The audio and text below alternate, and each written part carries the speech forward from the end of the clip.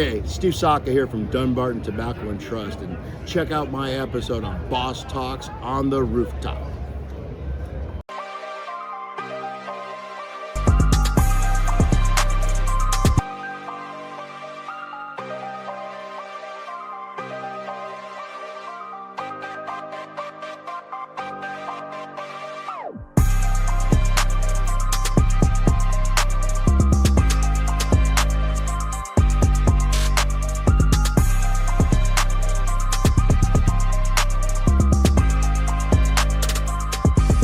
What's up, everybody? This is Bryson Fowler, Boss Talks on the Rooftop, and we are live here at PCA 2026. I have the greatest honor introducing Mr. Steve Saka of Dunbarton.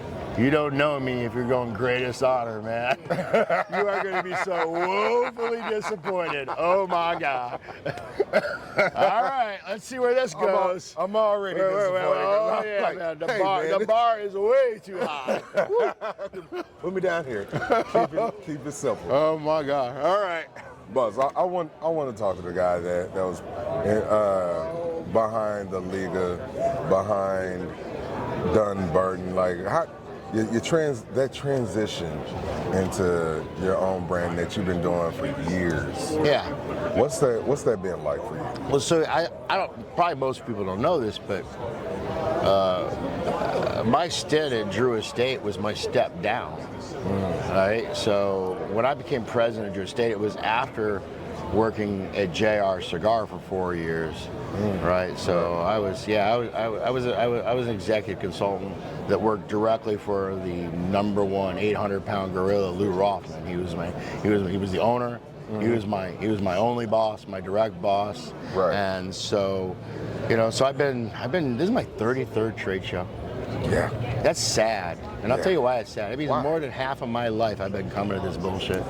Like literally, more than half of my life I have been here.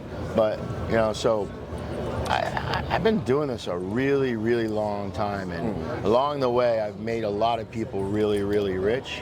Now look, I'm well fed, as we can tell. Yeah, like, okay, things are good. Things are all right. Come on now. Things are all right.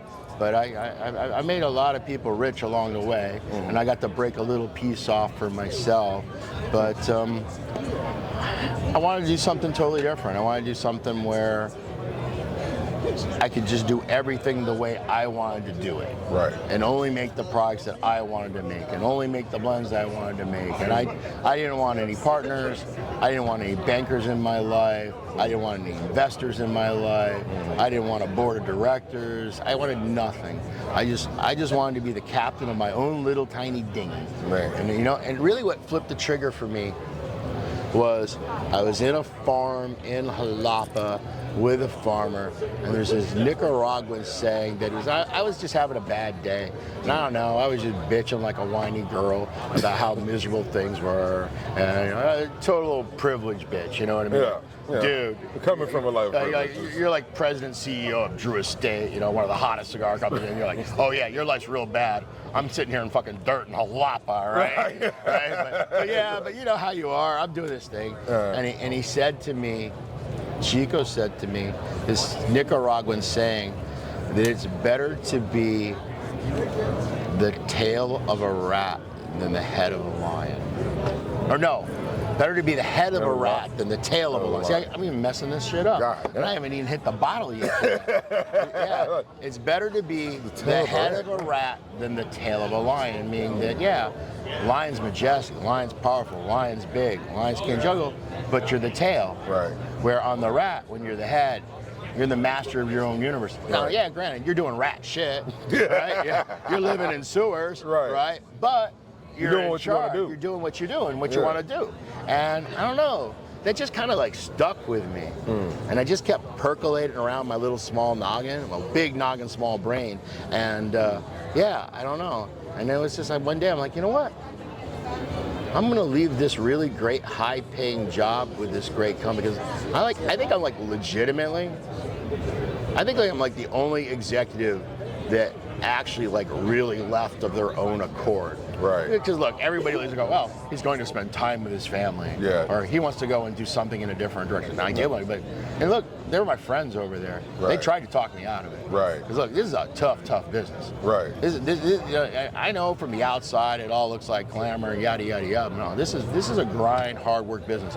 Most people, they're hanging on by a thread. Right. They really are. Right. And the little guys, whew, man, and I was a little guy. I mean, that's what it was. When I go out on my own, yeah, sure. I can never see you being a little guy. You have the pedigree, and it helps you, right? The pedigree helps you. Right. The past experience helps you. The relationships all help you. But in the end, if that shit don't work, Right.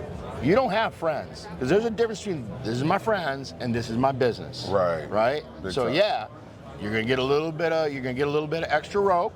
They're going to give you a little bit of deference. They're going to give you a shot that they probably wouldn't give another little guy. But when that don't work, it don't work. Right. And it's just that simple. Yeah, you know, this is business. yeah, business has to be business. Right. And so, it's I started Little Dunbarton, Podunky Dunbarton. We're still Podunky. We're still a small family company. And the other thing too is I don't have any grand aspirations.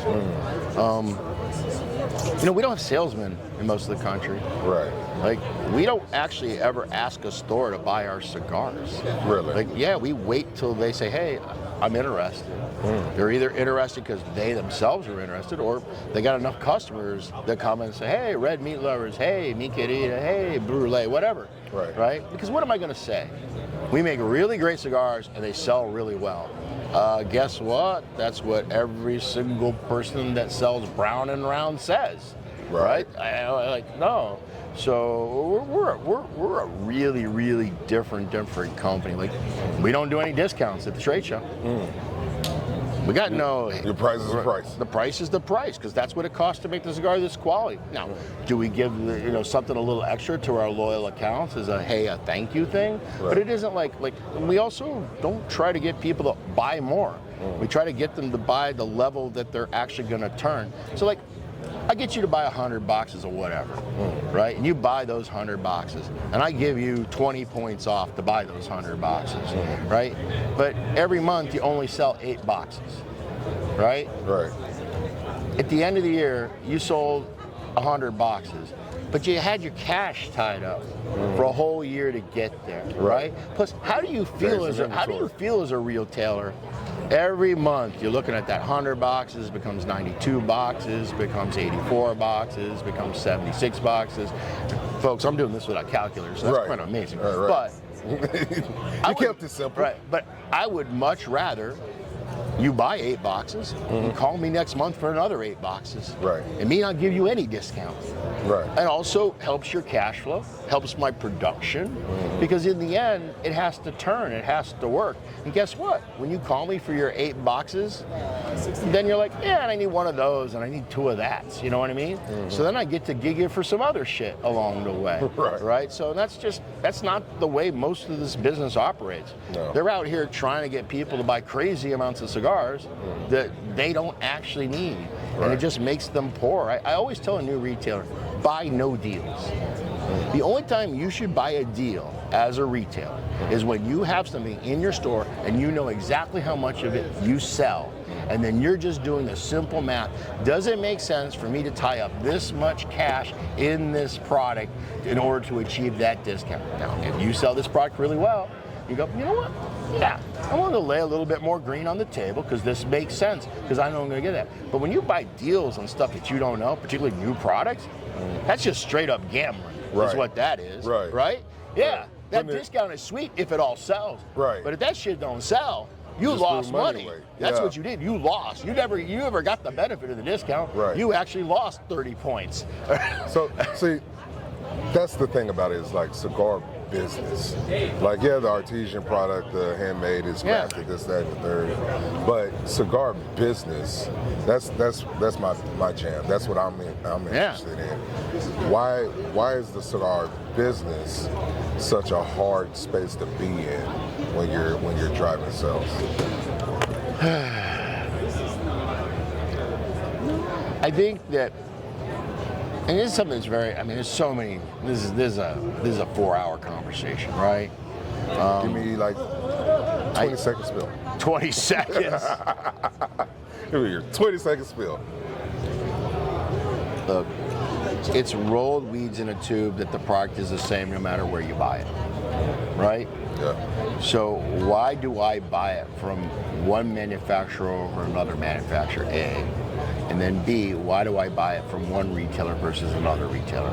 So what are you giving as a value add? What makes the experience better, right? On my end, I think it's the quality of the product. I think it's the consistencies of the brands. I think it's the diversity that offers a lot of range. I think it's how we do business, because if as a retailer, there's some companies it's just a pain in the ass to do business with. They're crappy at paperwork, they're crappy at email, they overship you product, and then like, oh no, just keep it. I mean, they're just bad. Right. They're just bad. No packing list, none of it makes sense. Or, look, and we're not perfect, we screw shit up all the time, but an invoice gets screwed up and you get overcharged $18. You're like, you can spend months before you get your 18 crummy dollars back, right? And guess what? The months you spend to get your $18, that's the months you spend to get your 1,800 back too. Right. I mean, these companies are terrible. Right? So, so how the business works between your office and my office is really important to you. Right. Because your time is valuable. You got to deal with a million vendors. On my end, those are things I do. On your end, your job is to curate your humidor well, to offer a good variety for your customer base, to be educational, right? To just not be a clerk, right? And also be a good host. Give them an environment that they want to be in, that they enjoy, that they want to, they want to participate in. And there's so many retailers, they just mail it in. And look, there's too much competition. There's no room to mail it in. Okay, you got to hustle, you got to burn, you got to turn. That's just the facts, and that's what separates. Because look, you're not going to win on price. I don't win on price, right? You have a lot of cigars you can buy for less, right? Absolutely, but I let the consumer make that decision, right? I mean, wherever your store is, there's probably a bunch of other stores they can choose to go in. I always tell a retailer, their business isn't their humidor, their business is their front door. How do I get people to come through my front door? When they come through my front door, then they're going to buy from my humidor. So that's what, as a retailer, in my opinion, what's your primary focus. Now, part of that is your humidor. What products do you stock there? What do you curate? How do you care for it? So it's not like the humidor isn't important, but really it's your front door. It's figuring out, okay, what am I doing to make my front door the most attractive front door to step in? And make them step in that door even when I'm in a high tax state. And look, there are some brick and mortar retailers in this country that are in some pretty sucky states. Okay, Rocky Cigar in New York is a perfect example of that, right? He's got a 75% tax. Good God. Right? 75% tax in the state of New York. It's not like his customers don't know that they can buy that shit online. Right? They live right next to Pennsylvania. Right? So what makes them choose to support it? Josh, the Vault, I don't know. Now they got a cap, so it's better, but I remember when he started off, he was like a 38-point deficit, right? But yet, he grew his business, it kept getting bigger, right? So it's figuring out what you can do more. And what your community likes, right? Yeah, absolutely. Steve, I know you got other things to do. I appreciate you. It's not that I can spend all damn day with you. The problem is they got me like a beaded mule over here, man. they got me booked on appointment after an appointment. So. See, and that's why I appreciate you taking the time for us. Oh, no. Hopefully we get some time in the future to jog. Yeah. Hey, brother. Appreciate you. So, guys, this is Bryce Fowler. This is Steve Saka. Thank you for tuning in. PCA 2026. Remember, stores don't last, but your own should. Peace. 2 things.